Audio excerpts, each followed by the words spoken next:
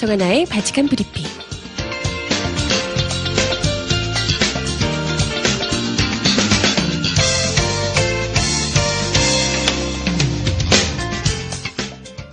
국방부 사이버사령부 요원들이 대선에 개입한 정황이 점점 분명해지고 있습니다. 현재까지 확인된 요원만 모두 4명이고요.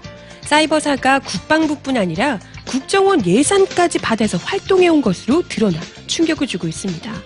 지난 15일 국정감사에서 나온 내용에 따르면요. 사이버사는 2012년 170억 원의 총 예산 중 45억 원, 2013년 255억 원의 예산 중 무려 57억 원을 국정원에서 지원을 받았다고 합니다.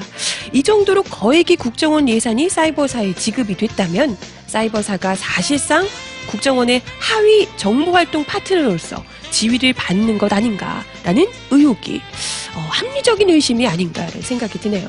어째 국정원 말을 너무 잘 듣는 것 같더라니, 그죠?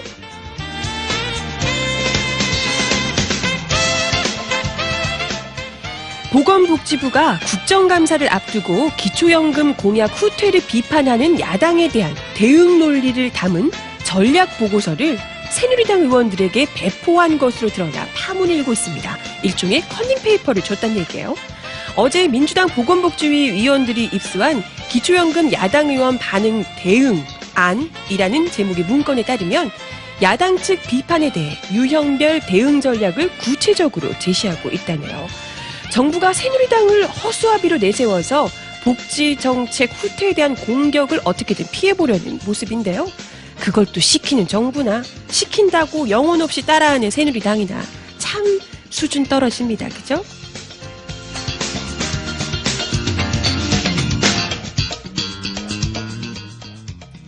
네, 다음 소식입니다. 내년 8월에 완공될 예정이었던 신고리 원전 3, 4호기의 시험 성적서 위조 부품 재검증 결과 제어 케이블 성능 시험에 불합격해서 준공 시점이 연기가 됐답니다. 그런데 산업통상자원부 등은 이와 별개로 밀양 송전탑 공사는 계속한다고 밝혀서 논란이 일고 있습니다. 분명히 그동안 정부와 한국전력이 밀양 송전탑 공사를 신고리 3, 4호기 때문이라며 속도를 계속해서 높여온 바 있죠. 아니 원전도 못 짓는데 대체 송전탑 공사는 왜 하겠다는 걸까요? 장식품으로 세워두려고 그러나? 대체 이 사람들의 속내 뭔지 궁금해집니다.